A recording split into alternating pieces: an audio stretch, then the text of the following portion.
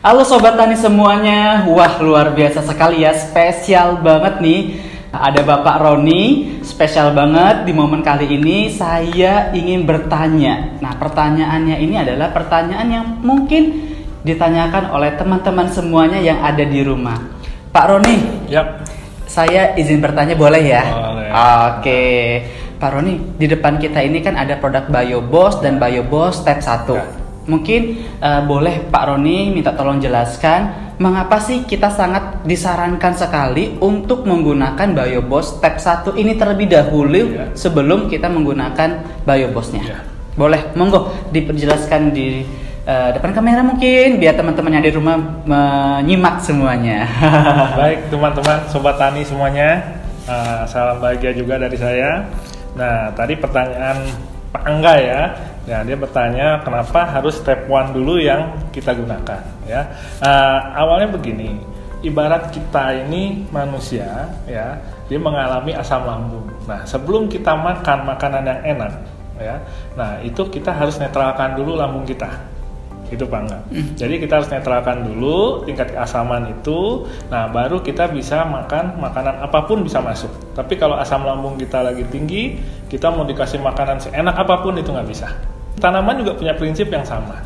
Apabila pH tanah ya di dalam tanah itu tinggi atau dalam kondisi asam ya contohnya, nah itu dia tidak akan bisa menyerap nutrisi. Ya. Nah, mau seberapa banyak pun pupuk kita kasih, itu tidak bisa diserap oleh tanaman. Ya. Jadi intinya itu harus kita netralkan dulu keasaman tanahnya, baru tanaman melalui akar bisa menyerap secara maksimal. Ya. Nah, itu pertama. Yang kedua, kita ini kan menggunakan BioBoss. BioBoss itu dasarnya adalah pupuk hayati, di mana isinya adalah mikroorganisme. Nah, mikroorganisme ini pun dia bisa berkembang biak dengan baik apabila pH di lingkungannya itu juga netral. Oh, oke. Ya. Nah, kalau pH-nya asam, ya, dia tidak akan bisa berkembang biak secara maksimal.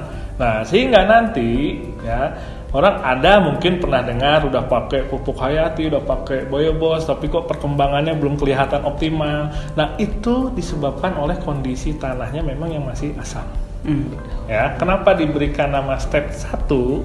Maksudnya agar bisa digunakan di tahap awal. Sebelum menggunakan BioBoss ya, karena dasarnya tadi mikroorganisme supaya lahannya di sini dalam lingkungannya netral, otomatis perkembangbiakan mikroorganismenya itu akan menjadi optimal. Nah, jadi itu ya, buat Sobat Tani yang ada di rumah sudah sangat jelas kenapa sangat disarankan atau bisa mendapat jawaban langsung nih dari Bapak Roni. Banyak loh Pak Roni yang bertanya, Mas Angga saya pilih BioBoss Step 1 atau BioBoss ya untuk tanaman. Sebagusnya pilih yang atau gunakan dua-duanya dan lakukan, aplikasikan terlebih dahulu BioBoss Step 1. Karena untuk apa? Untuk memperbaiki namanya pH tanah. Pada saat pH tanah ini dalam keadaan yang asam, pupuk apapun itu tidak akan maksimal. Nah, agar penggunaan BioBoss-nya lebih maksimal, ini sangat disarankan untuk menggunakan step 1 terlebih dahulu.